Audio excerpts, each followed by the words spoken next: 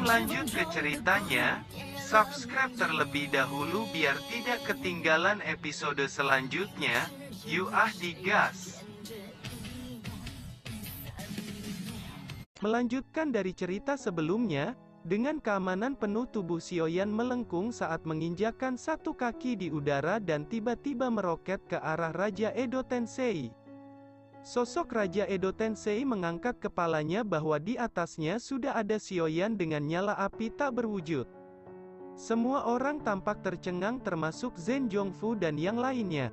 Bahkan dengan jarak yang jauh mereka bisa merasakan kekuatan besar itu. Kekuatan yang membuat mereka semua gemetar ketika melihat punggung Xiaoyan.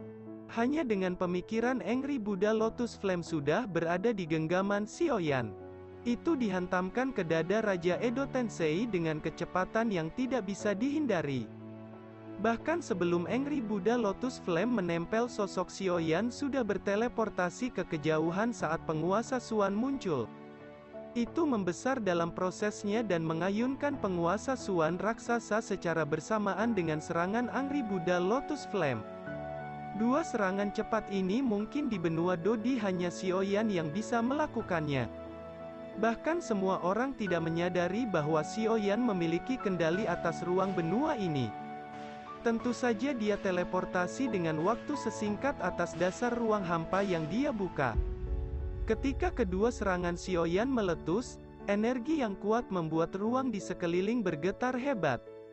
Awan di atas langit dibagi menjadi dua bagian oleh penguasa Suan. Seolah-olah langit telah terbelah oleh dampaknya, tubuh Raja Edo Tensei benar-benar menghilang oleh kedua serangan ini. Seolah-olah telah ditelan oleh nyala api surgawi, Raja Edo Tensei dibunuh oleh Xiaoyan. Ucap Zhen Bufan dengan suara keras, tidak hanya Zhen Bufan, tetapi bahkan Zhen Zhongfu yang terluka parah sangat terkejut. Dia mencari sosok Raja Edo Tensei di wilayah api, tetapi dia tidak melihat keberadaan sosoknya kecuali sosok Xiaoyan. Tubuh Raja Edo Tensei telah menghilang sepenuhnya. Semua orang berpikir bahwa Raja Edo Tensei disempurnakan oleh api surgawi Xiaoyan. Raja Edo Tensei raja dibuat oleh api, dan api surgawi adalah penghormatan dari ribuan api. Xiaoyan mengendalikan banyak api surgawi dan bukan tidak mungkin untuk memurnikan Raja Edo Tensei. Apakah Xiaoyan benar-benar mengalahkan Raja Edo Tensei? Serangan Xiaoyan berhasil membunuh Doudi Bintang 9, ucap Guiyin dan Patriark Zhen Zhongfu. Leluhur kuil dan yang masih di udara sedikit mengernyit. Namun anehnya dia tidak tampak seperti orang kalah. Walau begitu dia saat ini menatap Xiaoyan dengan tatapan penuh keterkejutan. Mengapa ada begitu banyak kekuatan pada pria ini? Siapa sebenarnya orang ini? Ucap leluhur kuil dan merasa ada sesuatu yang aneh saat melihat Xiaoyan. Melihat punggung Xiaoyan menunjukkan ekspresi yang luar biasa. Sementara semua orang bersorak-sorai atas kemenangan Xiaoyan. Xiaoyan berdiri dalam nyala api tidak bergerak sama sekali. Dia tidak mengendurkan matanya, tidak menurunkan kewaspadaannya. Ada sesuatu yang salah, ucap Xiaoyan sedikit menyipit. Dia percaya pada pukulannya itu, tetapi dia tidak memiliki cukup kepercayaan untuk membunuh Dodi Bintang 9. Xiaoyan tahu ini dengan sangat baik, sementara suara sorak-sorai masih menduga bahwa Raja Edo Tensei sudah kalah. Xiaoyan tidak menurunkan kewaspadaannya saat menyadari bahwa Raja Edo Tensei sebenarnya tidak mati oleh lautan api surgawi. Zhen Zhongfu memandangi Xiaoyan di langit dan segera menyadari bahwa ada sesuatu yang tidak beres. Jika Raja Edo Tensei menghilang pada saat terakhir ketika Xiaoyan memberikan serangan mematikan, lalu di mana Raja Edo Tensei pergi menghilang saat ini? Mungkinkah Raja Edo Tensei ini dapat merobek ruang? Ujar Zhen Zhongfu sedikit dan Xiaoyan yang secara bersama-samaan walau beda tempat, dengan kekuatan jiwa Xiaoyan rana ilahi bahkan dia tidak merasakan jejak atau nafasnya di medan tempur. Tepat ketika Zhen Zhongfu berubah dari kegembiraan menjadi kegugupan. Di belakang Xiaoyan tiba-tiba terdengar sepasang tangan keluar dari ruang kehampaan seperti merobek kertas. Sosok Raja Edo Tensei muncul dan membombardir Xiaoyan dengan kecepatan yang sangat cepat. Hampir semua orang di tempat kejadian tidak punya waktu untuk bereaksi. Tinju itu mencapai perut Xiaoyan, kekuatan yang terkandung pada serangan itu meledak di tubuh Xiaoyan. Dengungan terdengar di telinga semua orang, di bawah tinju yang mematikan tubuh Xiaoyan langsung dipukuli menjadi busur meroket ke tanah. Xiaoyan memuntahkan darah dan mengepakkan sayap tulangnya untuk secara paksa menstabilkan tubuhnya yang terjatuh. Rasa sakit di perutnya menyapu seluruh tubuh, Xiaoyan berhasil menstabilkan tubuhnya sebelum terjatuh di tanah. Dia terbatuk 2 kali saat memuntahkan seteguk darah segar.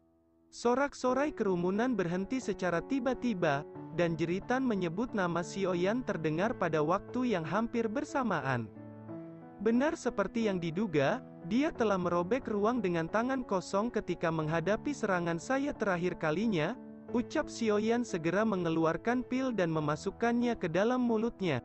Jika bukan karena pertahanan kuat yang dimiliki Xiaoyan, mungkin pukulan itu cukup untuk meledakkan tubuhnya menjadi daging cincang. Xiaoyan menyatukan giginya, dia tidak punya waktu untuk bernafas. Segera tangan kiri Xiaoyan menyala 5 cahaya warna-warni saat membentuk busur besar. Dan tangan kanan menarik lotus api saat mengembun menjadi anak panah api yang besar. Di atas tangan Xiaoyan api surgawi seperti ombak berubah menjadi beberapa naga api dan membentuk anak panah kedua. Ini adalah keterampilan tempur suci yang sebenarnya. Xiaoyan tidak menunjukkan tanda-tanda berhenti saat sekali lagi api surgawi mengembun membentuk panah teratai api ketiga. Panah teratai api surgawi, teriak Xiaoyan. Setelah teriakan Xiaoyan terdengar 3 anak panah api langsung meroket pada saat bersamaan. Mereka menembak lurus mengunci Raja Edo Tensei dengan kecepatan yang mencengangkan. Panah teratai api pertama meroket mengenai tangan kiri Raja Edo Tensei. Panah teratai api kedua mengenai tangan kanannya, dan panah terakhir mengenai langsung ke dadanya. Namun Raja Edo Tensei menundukkan kepalanya hanya untuk menyaksikan panah teratai api yang menusuknya. Dengan mudah dia mengeluarkan tangan untuk menariknya keluar panah teratai api satu persatu. Bahkan tubuh Raja Edo Tensei hanya berlubang namun tampak tidak bisa dihancurkan meski itu adalah mengandung api surgawi dan roh hantu. Tidak ada darah yang mengalir sama sekali di tubuhnya. Tidak ada efek rasa sakit apapun dalam ekspresinya. Sial, sepertinya bahkan jika dia terpotong berkeping-keping dia akan masih bisa bertarung. Ucap Xiaoyan dengan ekspresi jelek di wajahnya. Yang lebih membuat frustasi adalah 3 lubang itu mulai menggeliat seperti cacing tanah saat terhubung kembali dan dengan cepat pulih. Raja Edo Tensei bergegas lebih cepat dari sebelumnya. Hanya sekejap mata dia sudah datang ke Xiaoyan, tinjunya yang penuh sisik sekali lagi mengenai perut Xiaoyan. Kecepatan reaksi Xiaoyan juga sangat cepat, penguasa Suan Api sudah ada di perutnya saat ini. Namun kekuatan tinju itu jauh di luar kemampuan Xiaoyan untuk menanggungnya. Penguasa Suan Api memantul di perut Xiaoyan dan kekuatan besar itu membuat Xiaoyan menyemburkan darah lagi. Xiaoyan baru saja akan mengepakkan sayap tulang tetapi tangan itu sudah mencengkram leher Xiaoyan dan mengangkatnya. "Xiaoyan, kita akan menyelamatkannya," teriak King Muer tiba-tiba dengan gelisah. Matanya dipenuhi air mata saat tangannya gemetar ketika cambuk muncul dan dia langsung pergi ke arah Xiaoyan. Long Yan, Xiaozan, Molistron, Ziyin tidak berpikir apa-apa lagi saat mereka juga bergegas melihat situasi kritis ini. Meskipun mereka tahu bahwa kekuatan mereka lemah dan tidak bisa menghentikan Raja Edo Tensei, tetapi mereka berjanji kepada Xiaoyan untuk mati bersama. "Bunuh dia!" teriak leluhur kuil dan Raja Edo Tensei memegangi tangan Xiaoyan dengan kuat. Ekspresi Xiaoyan sangat pucat saat menahan tekanan yang terkandung pada cengkramannya. King Muer juga panik pada saat ini, tetapi Zhen Zhongfu terluka parah dan Guiyin juga kehilangan satu lengannya.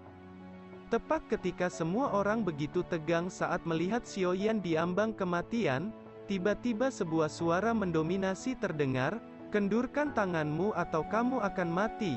Ucap suara itu yang ternyata Nan Erming, Semua orang terkejut dan perlahan-lahan menoleh untuk melihat sumber suara itu. Hampir semua mata menyipit saat melihat penampilan sosok yang baru saja muncul. Dia, bagaimana dia bisa muncul di sini? Ucap terkejut King Muer, ini Nan Erming, dia benar-benar dibangkitkan oleh Xiaoyan, ucap Xiaozan. Semua orang melihat wajah tampan itu yang memiliki banyak perubahan, tetapi hal yang mengejutkan semua orang bahwa ketika Nan Erming sekarat dia hanya puncak dari 6 bintang, namun sekarang semua orang tidak ada yang bisa mendeteksi kekuatan yang dimiliki Nan Erming. Saya sudah bilang untuk melepaskannya, bukankah kamu mendengarkanku? Ucap Nan Erming kepada Raja Edo Tensei. Setelah kata-katanya jatuh, tangan Nan Erming terulur menyentuh tangan Raja Edo Tensei yang mencengkram Xiaoyan. Hanya dengan sentuhan suara teredam terdengar dan tangan Raja Edo Tensei seketika melepaskan leher Xiaoyan. Nan Erming mendukung Xiaoyan dengan tangannya kemudian menatap Raja Edo Tensei dengan dingin. Hal yang mengejutkan bahwa Raja Edo Tensei merupakan keberadaan yang sangat kuat tiba-tiba ketakutan. Sementara perubahan yang tidak terduga terjadi, bala bantuan lain datang dari langit tinggi. Sosok yang tak terhitung jumlahnya muncul berulang-ulang dari langit dan mendarat di tanah. Itu segera menarik perhatian banyak orang. Itu adalah orang-orang dari keluarga Warkap yang datang untuk membantu Xiaoyan. Kailin yang melihat ini ekspresi wajahnya berubah. Dia segera bergegas untuk memeluk Xiaoyan dan membantunya. Jumlah orang di kuil dan semakin sedikit sedangkan Xiaofu semakin banyak muncul.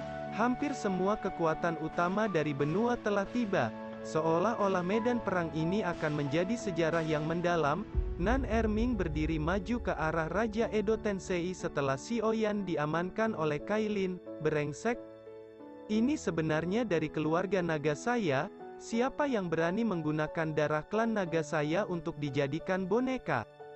Ucap Nan Erming dengan sangat marah, tetapi suaranya tidak seperti Nan Erming. Matanya kini juga berubah menjadi mata naga. Di dahi Nan Erming 2 tanduk tumbuh. Rambut hitamnya berubah menjadi warna merah menyala. Tubuh Nan Erming benar-benar digantikan oleh keberadaan yang mendominasi. Suara seram itu semakin tidak keras, tetapi itu menembus seluruh kuil dan suara itu mencapai telinga semua orang gemetar dan puluhan ribu mata memandang Nan Erming hampir bersamaan. Mereka semua bertanya-tanya, apakah itu benar-benar Nan Erming? Bagaimana semuanya berubah secara drastis, ucap Xiaozan dan King Muer. Saya mendengar dia berkata klan naga. Apakah identitas sejati Nan Erming adalah klan naga? Ucap Molly Strom berkata dengan terkejut, klan naga bisa dikatakan adalah dunia milik Warkap, tetapi klan naga adalah binatang kuno yang sangat mulia. Mereka dilahirkan dengan darah alami yang kuat, seolah-olah mereka dilahirkan untuk menjadi keberadaan yang kuat. Demikian juga suku naga di benua Douqi. Namun selama Xiaoyan berada di benua Dodi, dia tidak pernah benar-benar melihat naga dengan darah murni. Kekuatan naga berakar dalam di hati semua orang, juga membuktikan bahwa naga memiliki posisi yang sangat tinggi di benua Dodi. Ketika tubuh naga yang sebenarnya muncul, dia selalu disukai oleh yang kuat. Naga di benua Dodi terlalu misterius, tetapi karena misterinya mereka juga menunjukkan kekuatannya. Raja Edo Tensei disempurnakan dengan darah naga dan hasilnya terbukti sangat mengerikan. Setelah bencana Dodi, para naga telah lama menghilang. Dan kekaisaran naga belum lama muncul di benua. Adapun dari mana darah naga berasal dan dimurnikan oleh leluhur kuil dan itu masih menjadi misteri di hati semua orang. Tubuh Nan Erming jelas bukan kendalinya sendiri, tetapi jiwa kuno dari Raja Naga. Munculnya Nan Erming membuat Xiaoyan tersenyum. Dia tahu bahwa rencananya berhasil. Tubuh fisik Nan Erming dibentuk kembali di batu kehamilan dewa, dan Raja Naga dan jiwa Nan Erming menjadi satu sama lain. Tetapi jiwa dibagi menjadi primer dan sekunder. Xiaoyan membuat perbatasan tangan dan kaki, bahkan meski Raja Naga kuat, Xiaoyan sudah membuatnya menjadi jiwa sekunder dalam tubuh Nan Erming. Nan Erming adalah jiwa utama dan dapat mengendalikan tubuh. Jika Nan Erming tidak ingin Raja Naga keluar, maka bahkan jika Raja Naga berjuang, dia tidak dapat mengendalikan tubuh secara paksa. Inilah yang ingin dilihat Sioyan, dua jiwa terkondensasi menjadi tubuh baru. Dan jiwa utama adalah Nan Erming, oleh karena itu tubuh fisik juga terlihat seperti Nan Erming. Pada saat ini Raja Edo Tensei sudah tidak lagi terkendali. Dia bergegas dengan panik menuju Nan Erming dengan panik. Raja Naga adalah binatang kuno. Meskipun itu hanya sisa jiwa, tetapi kekuatannya masih sangat kuat. Nan Erming menyalakan aura api merah. Aura api itu tidak seperti api surgawi Sioyan. Itu adalah kekuatan dari Raja Naga yang mirip dengan api, memancarkan perasaan keabadian. Hanya ketika seseorang sudah mencapai ranah Dodi bintang 9, dia akan memiliki aura keabadian. Kekuatan yang dipancarkan oleh Nan Erming samar-samar menunjukkan Dodi bintang 8. Ucap King Er dengan senyum pahit saat bertanya pada Zhen Zhongfu. Zhen Zhongfu juga terpana dan mengangguk. Tidak ada yang menerobos Dodi bintang 8 untuk waktu yang lama, tetapi sekarang dalam waktu singkat ini Sioyan dan Ketua Kuil dan menerobos bintang 8, yang cukup untuk mengejutkan daratan Dodi. Sekarang tanpa diduga-duga ada lagi bintang 8 Nan Erming, yang semuanya tampak terlalu luar biasa. Zhen Zhongfu lalu berkata, namun hal yang aneh sekarang Nan Erming baru saja menghentikan Raja Edo Tensei. Apa asal-usul orang ini sebenarnya? Mengapa Raja Edo Tensei tiba-tiba menjadi takut, bahkan jika dia adalah bintang 8? Bukankah beberapa dari kita juga Dodi bintang 8, sedangkan kita tidak ada yang cocok menghadapi Raja Edo Tensei? Ucap Zhen Zhongfu dan Kaisar Monster. Bukan hanya Zhen Zhongfu dan Kaisar Monster yang tampak bingung, tetapi semua orang yang ada di medan perang juga merasakan hal yang sama. Tiba-tiba suara Nan Erming sekali lagi bergema saat berkata kepada leluhur kuil dan, "Ini sudah sangat jelas, kamu telah mengambil darah suku saya untuk membuat monster ini. Dan kamu harus mati," ucap Nan Erming, dihadapkan dengan ancaman Nan Erming. Leluhur kuil dan tidak memiliki jejak rasa takut di wajahnya. Leluhur kuil dan yang tidak memancarkan momentum juga sangat dicurigai oleh semua orang Soku Mansion. Serangan semua sosok Edo Tensei yang ada di sisi kuil dan sangat merepotkan. Oleh karena itu tidak ada orang Soku Mansion yang memiliki kesempatan untuk menguji apa kekuatan leluhur kuil dan di bawah pengawasan semua orang, tangan Raja Naga yang mengendalikan tubuh Nan Erming terangkat. Itu menunjuk ke alis Raja Edo Tensei. Raja Edo Tensei itu mulai bergetar hebat. Tubuhnya melemah dan ukurannya tiba-tiba merosot.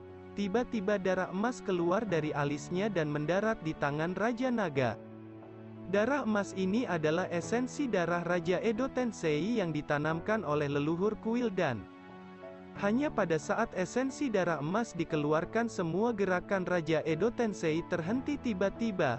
Tubuh tebal aslinya dengan cepat layu dan wajah naga itu mengungkapkan fitur wajah yang seharusnya dimiliki manusia, dan warna merah darah pada tubuhnya juga memudar, memulihkan warna kulit yang mirip dengan orang normal. Raja Edo Tensei berubah menjadi wujud manusia. Ini apa sebenarnya yang digunakan Nan Erming? Ucap Xiaozan membuka tidak bisa mempercayai adegan ini. Dia menyaksikan pemandangan yang muncul di hadapannya. Pada saat ini Nan Erming benar-benar mengalahkannya dengan jari. Dan juga merubah bentuk Edo Tensei menjadi bentuk manusia yang asli. Apakah Nan Erming ini terkait dengan keluarga naga? Ucap Zhen Zhongfu menyipitkan matanya dengan penampilan Nan Erming. Baik Guiyin Kaisar Monster King Ho Penatua keempat semua terpana. Sioyan, bocah ini bagaimana dia bisa membuat Nan Erming jadi sekuat ini? Ucap King Ho melirik Sioyan dengan rasa ingin tahu. Kenapa saya sedikit akrab dengan orang ini, biarkan saya mendeteksinya. Ucap Guiyin menutupkan matanya di reruntuhan, meski dia sudah kehilangan lengannya dalam peperangan ini. Namun ekspresinya masih santai, seolah-olah dengan lengannya yang menghilang bukan masalah besar. Setelah beberapa saat Guiyin tiba-tiba mengangkat kepalanya menatap aneh kepada Nan Erming. Wajahnya penuh kejutan saat berkata, "Bukankah orang ini yang saya bunuh pada saat itu?" Ucap terkejut Guiyin, ketika dia berperang melawan Xiaoyan dan timnya di pegunungan Shufeng. Dia sudah memberikan serangan mematikan dan menanamkan racun jiwa ke dalam organ tubuh Nan Erming.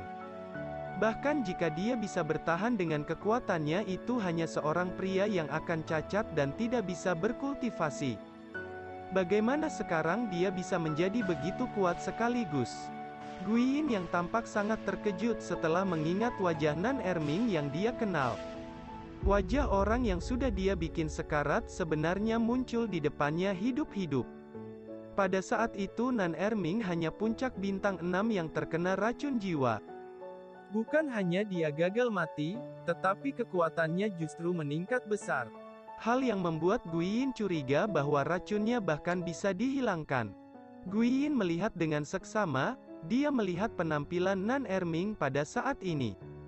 Menatap dua tanduk kecil di dahinya dan berkata, "Orang ini sebenarnya berhubungan dengan naga."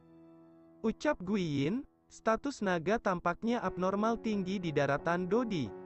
Kekuatan mereka tampaknya sudah tertanam pada benak semua kaisar. Sekarang tanpa esensi darah naga, kekuatan bertarung Raja Edo Tensei secara alami hancur seketika. Tanpa adanya Raja Edo Tensei, semua Shokumension bisa menghela nafas lega. Leluhur kuil dan yang selama ini dia tanpa ekspresi baru kemudian terlihat sangat marah. Nan Erming yang dikendalikan oleh Raja Naga saat ini memandang esensi darah emas di tangannya. Dan kemudian perlahan mengangkat tangannya, nyala api merah membakar tubuh Raja Edo Tensei di depan semua tatapan yang tertegun. Tubuh Raja Edo Tensei itu dengan cepat menjadi setumpukan debu di bawah pembakaran api merah. "Aku akan mengirimmu ke reinkarnasi demi klan nagaku. Aku akan membalaskan dendammu," ucap Raja Naga dengan suara serak. Dan cahaya di tangannya berputar selama beberapa kali di udara. Setelah beberapa putaran, maknanya adalah untuk berterima kasih kepada Raja Naga. Raja Naga itu tersenyum dengan sungguh-sungguh lalu berkata, "Pergilah saudaraku, kamu sudah menderita. Sekarang di kehidupan selanjutnya, kamu tidak akan mengalami kesulitan ini," ucap Raja Naga atau Nan Erming. Cahaya itu sepertinya memahami kata-kata Raja Naga. Setelah kata-kata Raja Naga itu selesai, cahaya itu perlahan menghilang di depan semua tatapan, dan film pun berakhir.